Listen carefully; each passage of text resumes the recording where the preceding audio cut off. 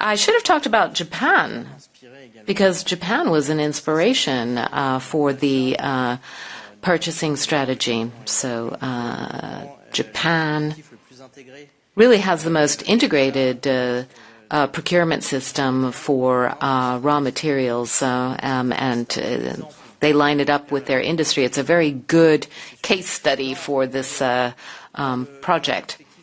Now, the macroeconomic figures for us are very clear. Minimum 10% of listed raw materials, so those critical raw materials that are listed.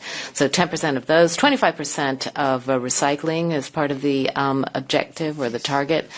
And we set to these targets, and we want to diversify the rest of our supply so that there is no more than 65% dependence. That's really the 2030 aim, of course, so we can have a policy review of these objectives at a given point in time.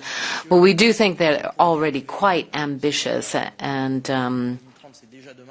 doing this by 2030, well, 2030 is already tomorrow, really, and so to do that, we're really going to have to pick up the pace.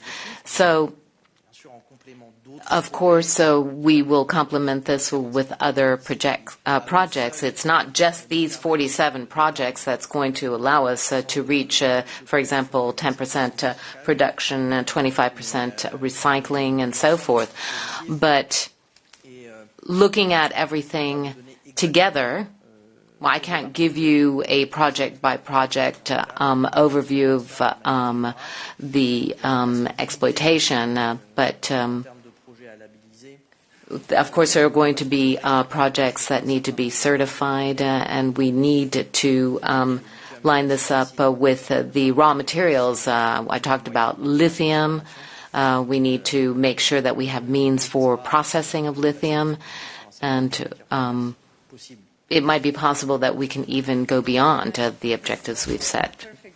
To our technical briefing, for which I hope you will stay for, and there we can, of course, answer your remaining questions. Thanks a lot to Executive Vice President, and thanks for attending.